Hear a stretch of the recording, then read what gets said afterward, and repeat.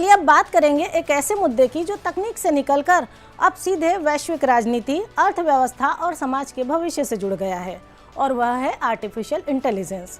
संयुक्त राष्ट्र के महासचिव एंटोनियो गुटेरेस ने इस चुनौती से निपटने में भारत की भूमिका की खुलकर सराहना की और कहा कि भारत ने दुनिया के देशों को एक मंच पर लाने की जिम्मेदारी अपने कंधों पर ली है।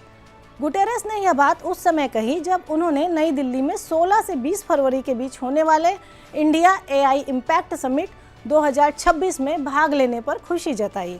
उनके मुताबिक आर्टिफिशियल इंटेलिजेंस अब अंतर्राष्ट्रीय संबंधों का बेहद अहम विषय बन चुका है और हमारे समय की सबसे बड़ी चुनौतियों में से एक है, जिसे अकेले कोई देश नहीं सुलझा सकता। उन्होंने जोर देकर कहा कि एआई पर केवल सरकारों के बीच ही नहीं बल्कि नागरिक और समाज के साथ भी संवाद जरूरी है।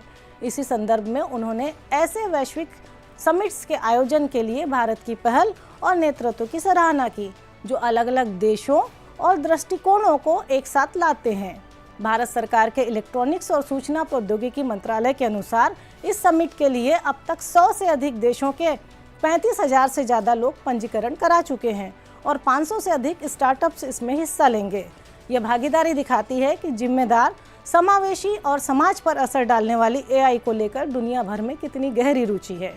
गुटेरेस ने कहा कि समिट में उनका एक मुख्य संदेश विकासशील देशों में क्षमता निर्माण से जुड़ा होगा। उन्होंने साफ किया कि एक विकासशील देश होने के नाते भारत के लिए यह समिट का केंद्रीय उद्देश्य है कि एआई का लाभ सभी तक पहुंचे, न कि केवल कुछ देशों या कंपनियों तक सीमित रहे।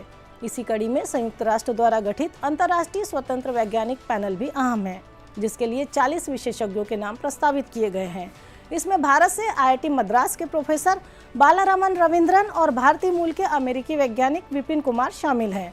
यह पैनल दुनिया का पहला ऐसा स्वतंत्र वैश्विक निकाय होगा जो एआई के सामाजिक और आर्थिक प्रभावों पर भरोसेमंद और निष्पक्ष जानकारी देगा। इस समिट का वैश्विक अहमियत का अंदाजा अमेरिका की भागीदारी से भी लगता है। अमेरिका की ओर से विज्ञान और प्रौद्योगिकी नीति कार्यालय के निदेशक माइकल क्राटिसियोस के नेतृत्व में उच्च स्तरीय प्रतिनिधिमंडल भारत पहुंचेगा, जो अमेरिका के एआई एक्सपोर्ट्स प्रोग्राम और एआई इनोवेशन के गोल्ड स्टैंडर्ड पर अपने विचार साझा करेगा। कुल मिलाकर इंडिया एआई इम्पैक्ट समिट 2026 सिर्फ एक तकनीकी सम्मेलन नहीं, बल्कि यह तय करने की कोशिश है कि एआई का भविष्य किसके हाथ में होगा और किसके हित में बनेगा। और इस वैश्विक संवाद के केंद्र में इस बार भारत खड़ा है। दर्शकों, आज की चर्चा से यह साफ है कि भारत एक साथ कई मोर्चों पर खुद को मजबूत कर रहा है, चाहे वो राजनीति में जवाबदेही हो, सहकारिता के जरिए आम लोगों को मालिक बनाने की सोच हो, भविष्य की तकनीकी में निवेश हो, या फिर वैश्विक मंच पर जिम्मेदार नेतृत्व की भूमिका।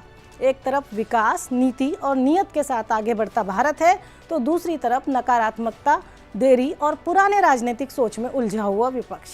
सवाल अब यही है कि देश किस रास्ते को चुने, आत्मविश्वास, अवसर और समाधान का रास्ता, या फिर संदेह, विभाजन और ठहराव का।